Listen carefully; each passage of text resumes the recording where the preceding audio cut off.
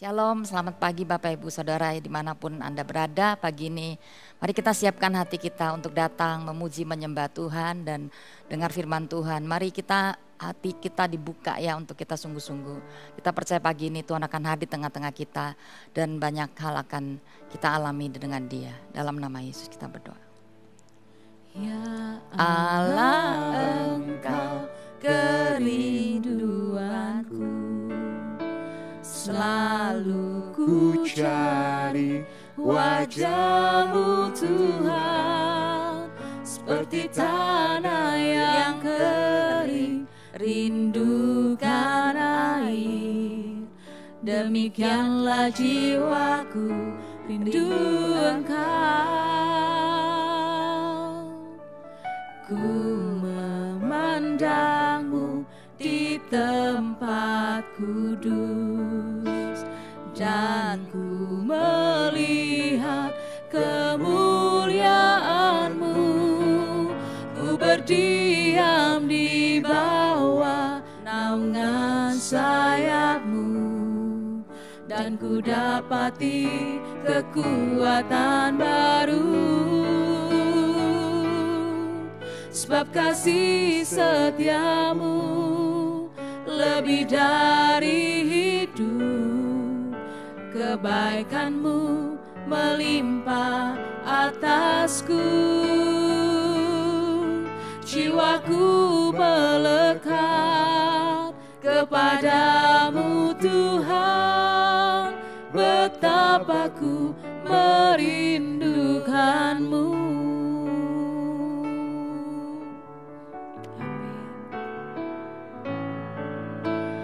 Ya Allah, Engkau kerinduanku. Selalu ku cari wajah-Mu Tuhan, seperti tanah yang kering rindukan air. Demikianlah jiwaku rindu Engkau. Ku memandang-Mu di tempat kudus, dan ku melihat kemuliaan-Mu.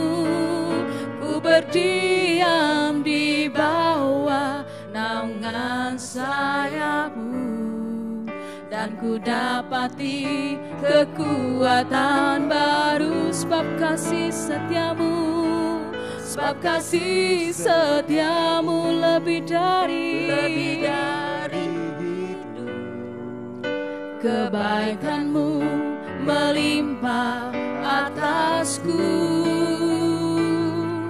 Jiwaku melekat kepadamu Tuhan, betapa ku merindukan-Mu. Sebab kasih setia-Mu lebih dari hidup, kebaikan-Mu melimpah atasku. Jiwaku melekat kepadamu Tuhan, betapa ku merindukan-Mu. Sebab kasih setia-Mu, sebab kasih setia-Mu lebih dari hidup, kebaikan-Mu melimpah atasku. Jiwaku melekat kepadamu Tuhan, betapa ku merindukan-Mu.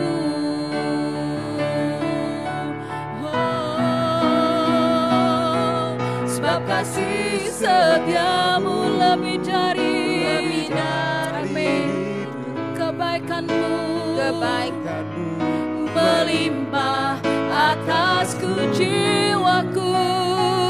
Jiwaku melekat kepadamu Tuhan, betapa ku merindukan-Mu. Sekali lagi dengan segenap hati katakan sebab kasih setiamu lebih dari hidup, kebaikanmu melimpah atasku.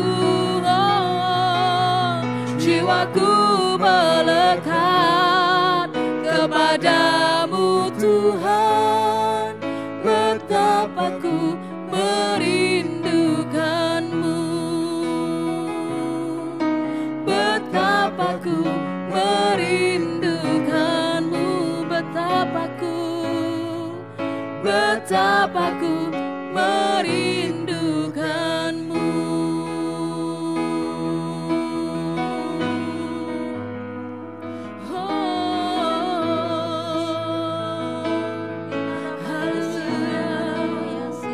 Betapa kami merindukanmu Tuhan.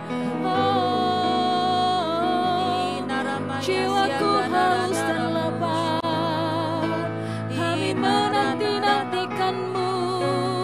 Haleluya.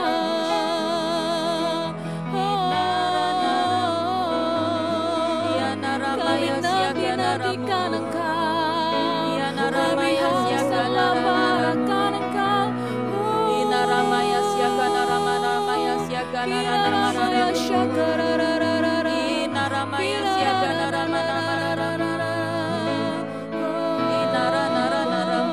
betapa kami haus, kami menantikanmu Tuhan, kami merindukanmu.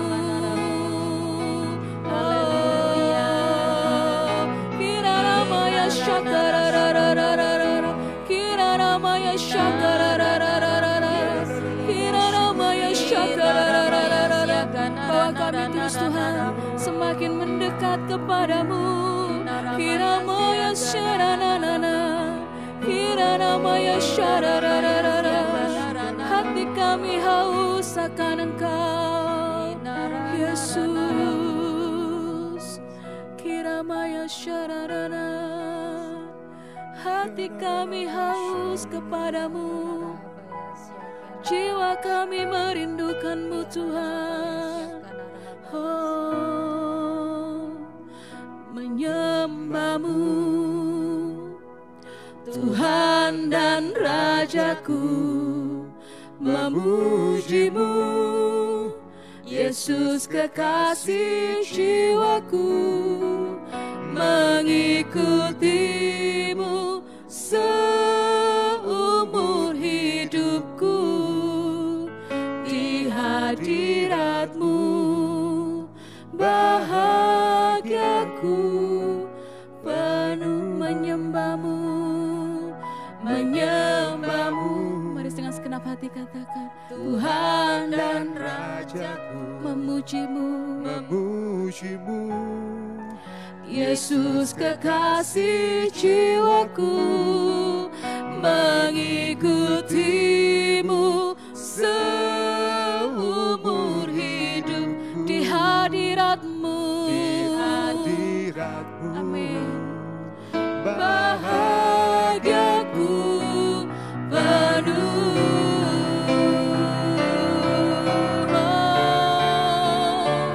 menyembahmu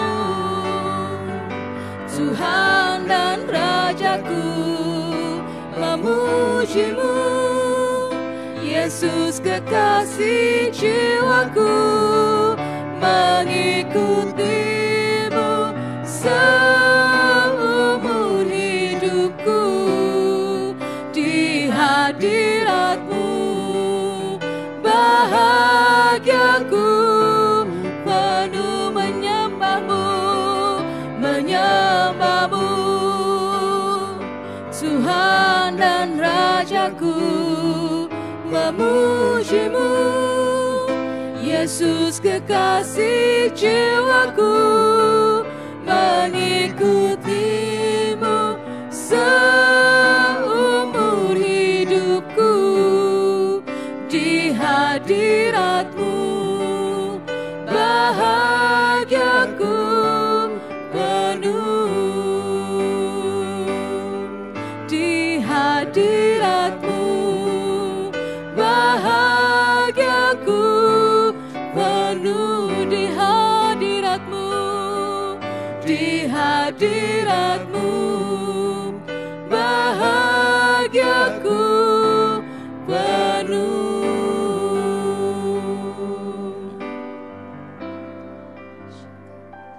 Mari kita tenangkan jiwa kita sejenak di hadapan Tuhan. Pagi ini Dia hadir buat setiap kita dimanapun Anda berada.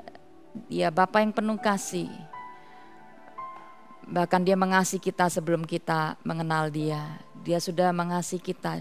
Dia mati bagi dunia ini bahkan. Jadi setiap kita berharga di mata Tuhan ya.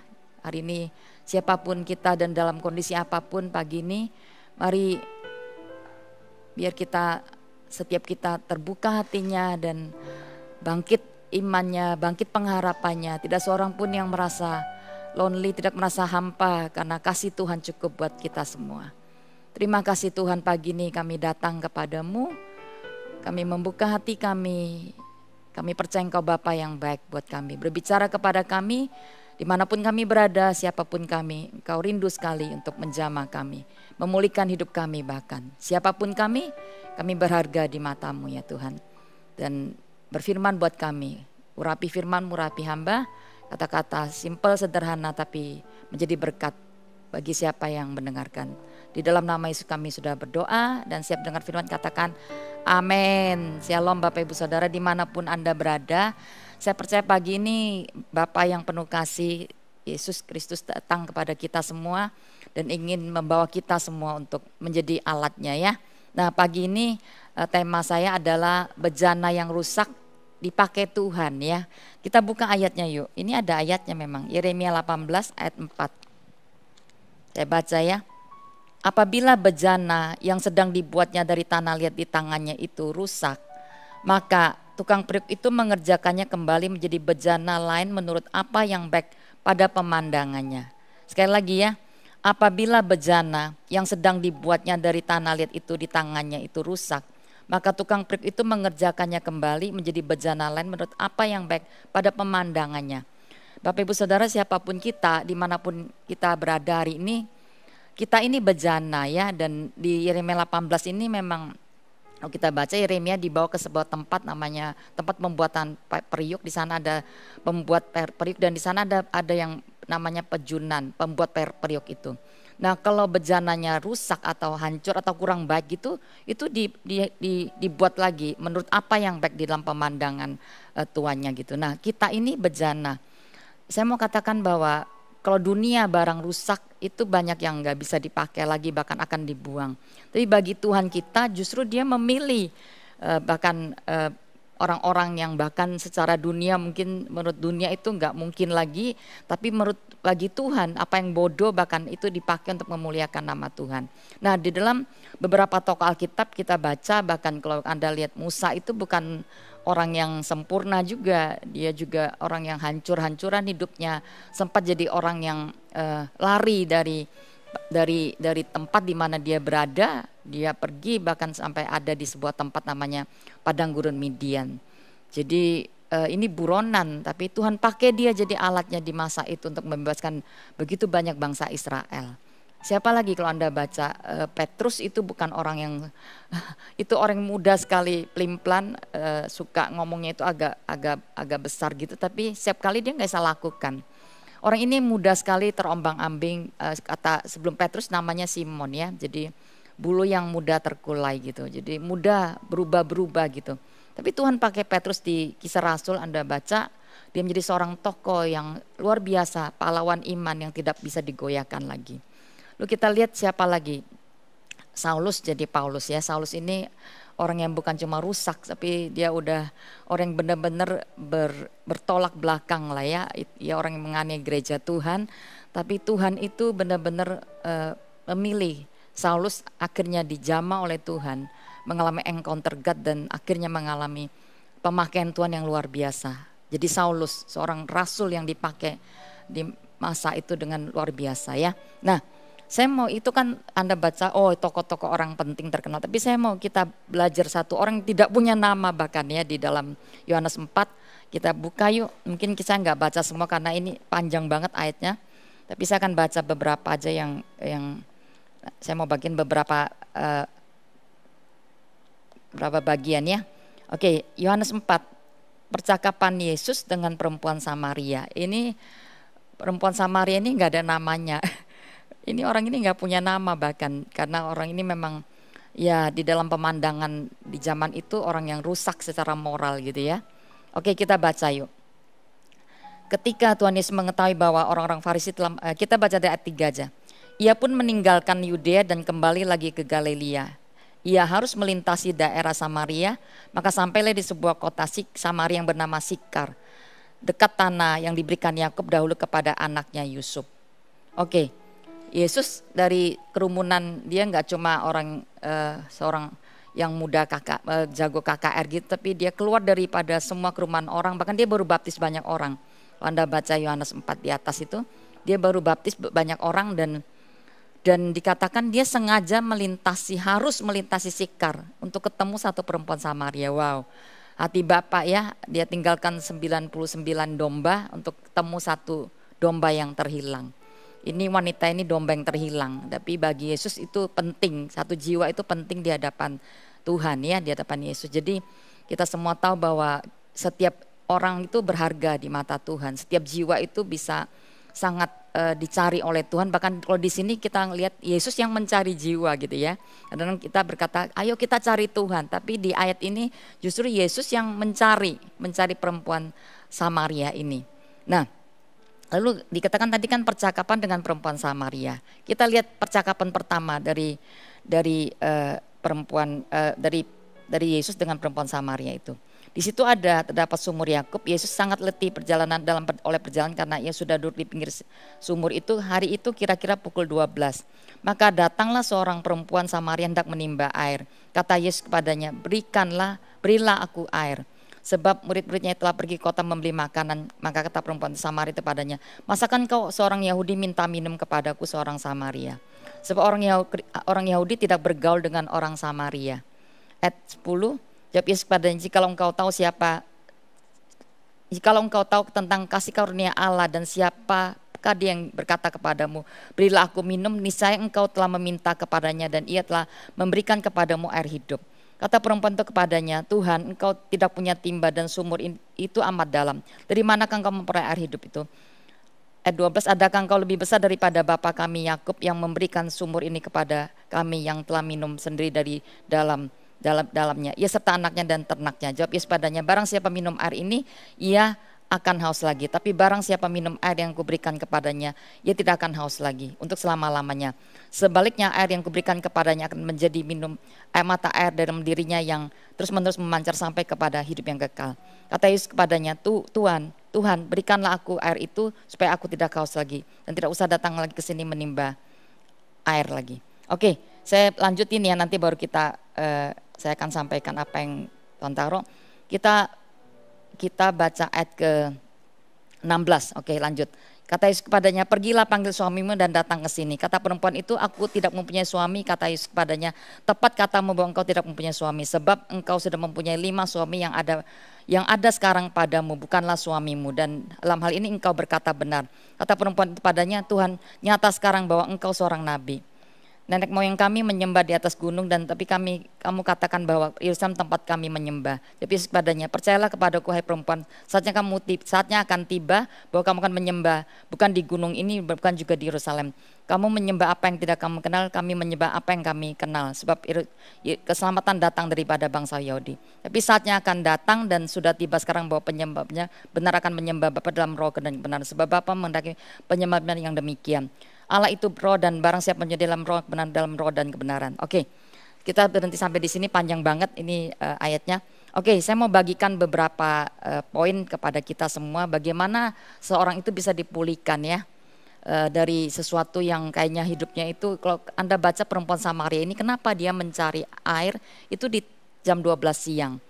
Kalau kita tahu bahwa mencari air itu ya biasanya pagi atau sore gitu kan.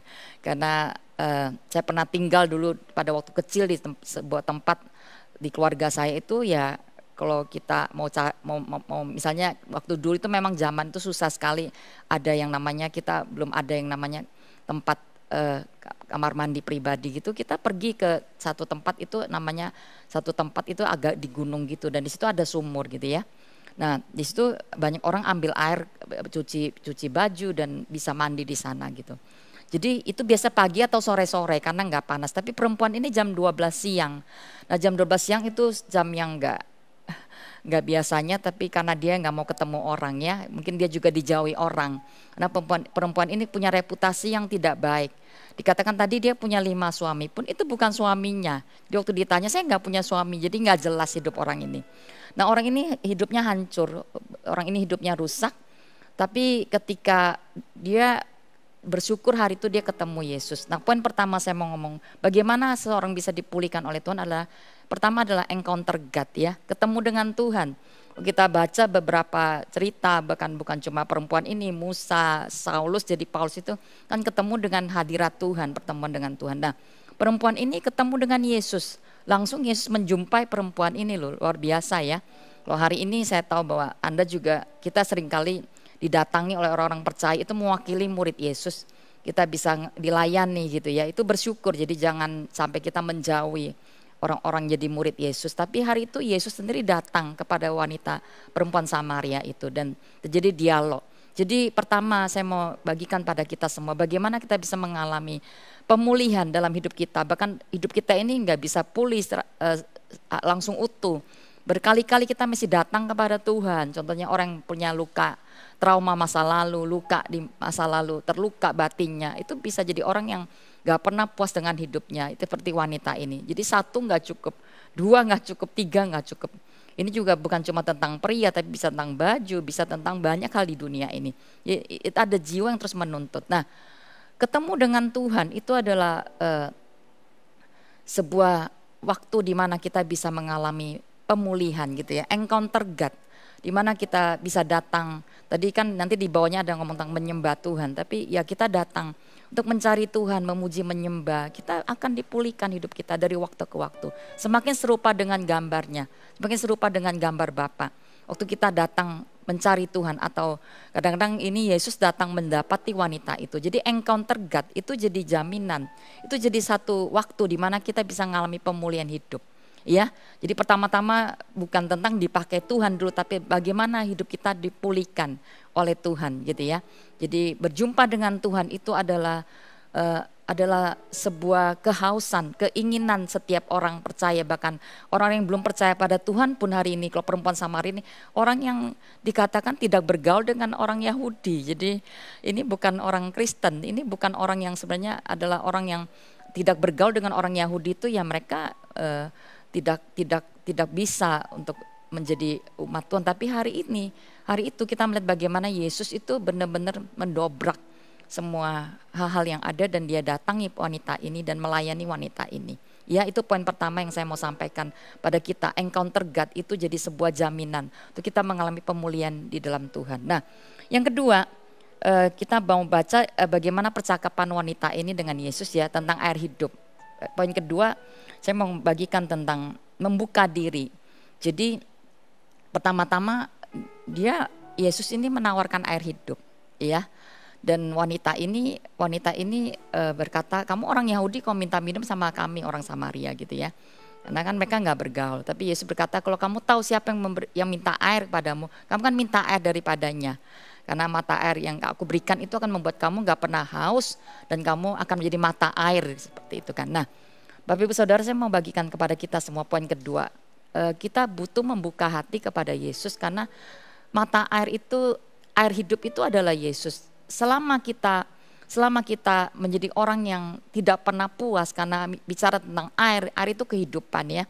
Jadi orang itu banyak sekali mencari di dunia ini kehidupan yang membuat mereka bisa dipuaskan gitu. Apapun dari dunia ini saya tahu bisa mungkin menyembuhkan sesaat, orang seringkali berkata healing dan sebagainya.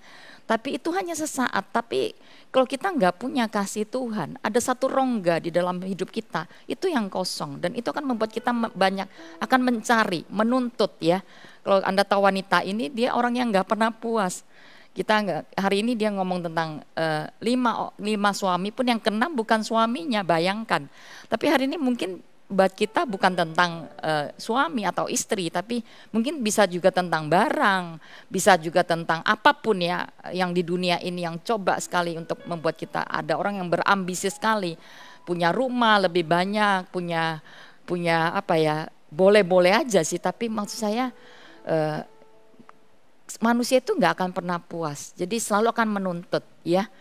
Pengen lebih, semuanya pengen lebih gitu. Dan hati-hati dengan semua itu karena ada satu rongga di dalam jiwa kita yang mungkin itu belum dipenuhi oleh kasih Tuhan. Sehingga kita menuntut apa yang ada di dunia ini. Jadi terus mencari dan gak pernah ketemu yang sebelum kita ketemu dengan yang namanya kasih Bapa. Nah, wanita ini dia membuka diri gitu ya. Dia membuka diri, pertama dia butuh yang namanya air kan. Dan kedua dia berkata, panggil suamimu, mana?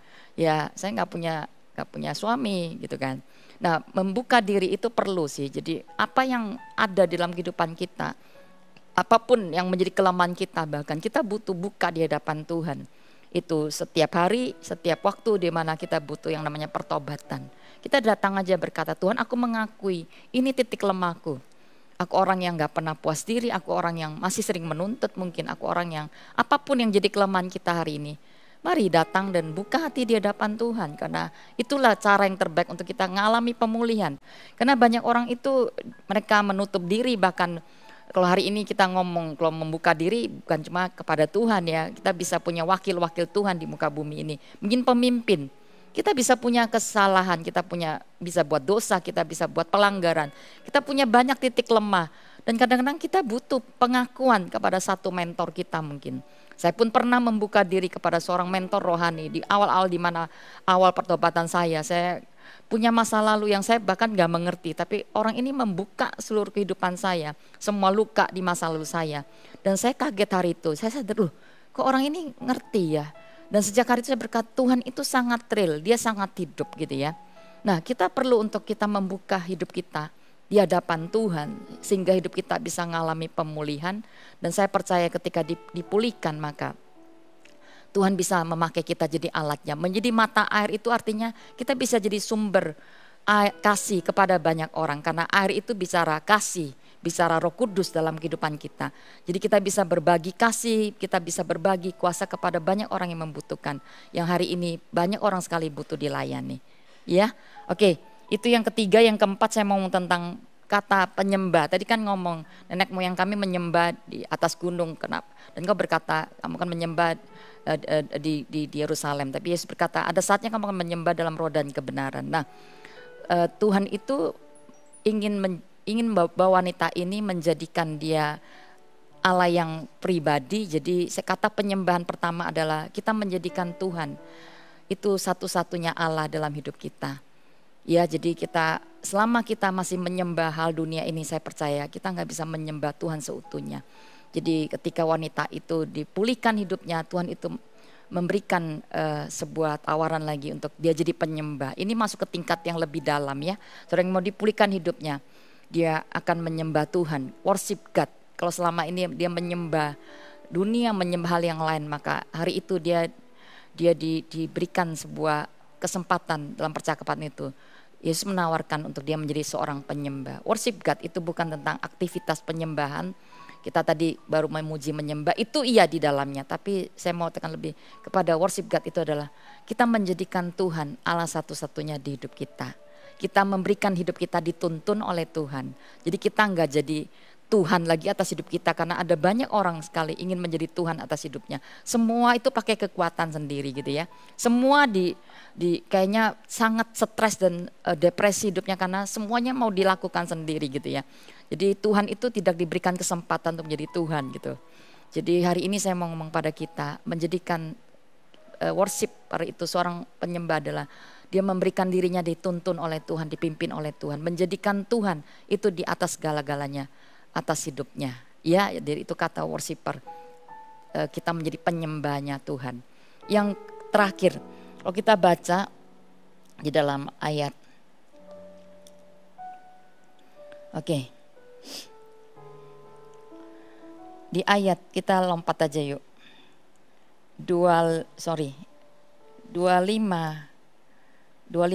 Jawab perempuan itu padanya, aku tahu bahwa Mesias akan datang yang disebut Yesus Kristus. Apalagi dia datang, ia akan memberitakan segala sesuatu kepada kami.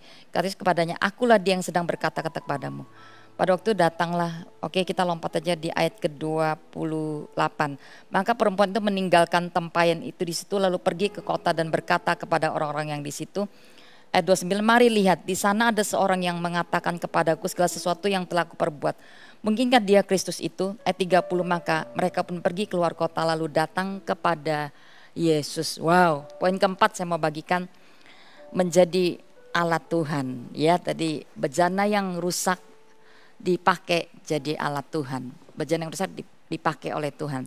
Nah, wanita ini ketemu Tuhan, dia dipulihkan, lalu dia jadi penyembahnya Tuhan dikatakan.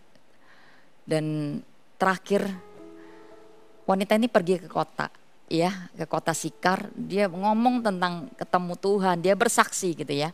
Dan dia bawa satu kota lo datang pada Tuhan. Satu kota, wow.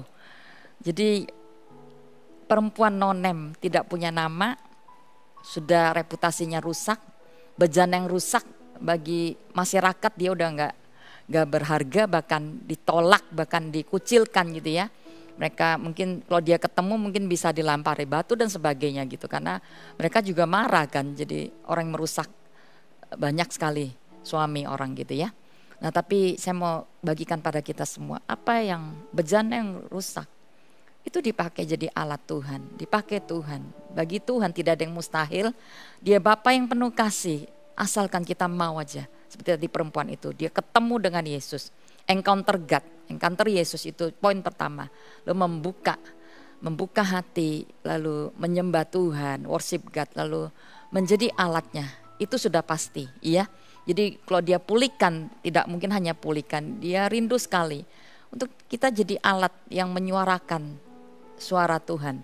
Kalau kita dipulihkan, pasti jadi orang yang bisa membawa berita bahwa aku dipulihkan dari semua yang aku alami. Kita akan melayani orang-orang yang sama mungkin, tapi orang ini luar biasa. Dia bisa bawa satu kota datang pada Tuhan loh. Wow, hari ini saya mau ngomong pada kita semua. Kalau Tuhan bisa pakai seorang perempuan Samaria, tidak punya nama, apalagi kita ya hari ini, sebagian kita sudah jadi murid Yesus, punya NIJ, punya jabatan mungkin, siapapun kita ya, jabatan kita apapun hari ini. Mungkin ada seorang pemimpin CG atau mungkin Anda juga seorang members yang baru. Saya yakin di poin terakhir ini saya bagikan pada kita semua bisa dipakai loh untuk jadi alat Tuhan. Asalkan hidup kita benar-benar sering ketemu Tuhan, dipulihkan dari waktu ke waktu dan minum air kehidupan. Air hidup itu bicara kasih, Roh Kudus. Kita bisa membagikan kasih kita kepada begitu banyak orang. Ya, amin. Saya selesai, kita datang pada Tuhan yuk. Makasih Tuhan. Penjunan hidupku, hatiku serahkan seutuhnya. Genggamlah masa depanku, ku persembahkan seluruhnya. Yesus, jiwaku aman dalam tangan-Mu. Tuhan, ini seluruh hidupku ku serahkan bagi-Mu. Oh Yesusku, ini kerinduanku, jadikanku kudus dan berkenan, murnikan hatiku seperti-Mu, serupa dengan-Mu Yesus. Tuhan, ini seluruh hidupku ku serahkan bagi-Mu. Oh Yesusku, ini kerinduanku, jadikanku kudus dan berkenan, murnikan hatiku sepertimu, serupa denganmu. Sekali lagi, kau penjunan hidupku. Kita mulai dari awal, katakan kau penjunan hidupku. Dia bisa bentuk kita, dia bisa pulihkan seluruh kehidupan kita. Kau penjunan hidupku. Serahkan hidup kita pada Tuhan seutuhnya. Buka siapa kita di hadapan Tuhan. Serahkan seutuhnya. Semua titik lemah, titik kuat kita, mari buka di hadapan Tuhan. Dia rindu memulihkan. Dia penjunan. Persembahkan seluruhnya. Yesus, jiwaku aman dalam tangan-Mu. Tuhan, Tuhan ini seluruh hidupku, ku serahkan bagi-Mu. Oh Yesusku, ini kerinduanku, jadikanku kudus dan berkenan. Murnikan hatiku seperti-Mu, serupa dengan-Mu. sekali lagi katakan Tuhan ini. Mari bawa hidup kita ke dalam tangan Tuhan. Seluruh hidup kita serahkan bagi Dia. Ku serahkan bagi-Mu, oh Yesus. Tidak seorang putus asa pagi ini Tuhan. Ketika kami mengalami Engkau, berjumpa dengan Engkau, hidup kami pasti diubahkan Tuhan. Murnikan hatiku seperti-Mu, serupa dengan-Mu. Sekali lagi katakan Tuhan. Tuhan ini seluruh hidupku, ku serahkan bagi-Mu, oh Yesusku. Ini kerinduanku, jadikanku kudus dan berkenan. Murnikan hatiku seperti-Mu, serupa dengan-Mu. Katakan murnikan hatiku seperti-Mu Yesus. Murnikan hatiku seperti-Mu, serupa dengan-Mu. Sekali lagi murnikan hatiku. Murnikan hatiku seperti-Mu, serupa dengan-Mu. Mari angkat hati kita sembah Dia. Kina rahamaya siakana ramayasi. Kami menyerahkan hidup kami, pimpinlah hidup kami Tuhan. Engkau jadi Tuhan satu-satunya. Tidak ada ilah lain dalam hidup kami Tuhan. Tidak ada yang utama, Engkau yang utama di hidup kami Tuhan. Hina ramaya siakana ramaya siakana ramayasi. Hina ramaya siakan, jadikan kami penyembah yang benar ya Tuhan. Hina ramaya siakana ramana ramayasi. Hina ramaya siakana ramaya siakana ramoyasi. Hina ramaya siakana ramaya siakana ramayasi. Hina ramaya siakana ramaya siakana ramo. Hina ramaya siakana ramo. Bawa hati kami dipulihkan menjadi penyembah-Mu ya Tuhan. Pakai kami jadi alat-Mu ya Tuhan. Hina rabaya siakana rabaya siakana rahabayasi. Hina rabaya siakana ramana ramamana ramayasi. Kona rahamaya siakana ramayasi. Dengarkan Yeremia 18 ayat 4 berkata, apabila bejana hidup kita yang sedang dibuatnya dari tanah liat di tangannya itu rusak, maka tukang perik itu mengerjakan kembali menjadi bejana lain menurut apa yang baik pada pemandangannya. Tadi lagu tadi tentang Dia penjunan kita. Ya, Dia nggak pernah gagal membentuk kita, memulihkan keadaan kita. Asal kita jangan gagal mengikut Tuhan gitu ya. Saya mau ngomong pada kita semua, siapapun Anda, kondisi apapun hari ini yang sedang Anda alami, kehancuran apapun, keterpurukan apapun yang Anda alami. Perempuan ini gak punya nama loh, perempuan Samaria. Tapi Tuhan peduli kepada dia.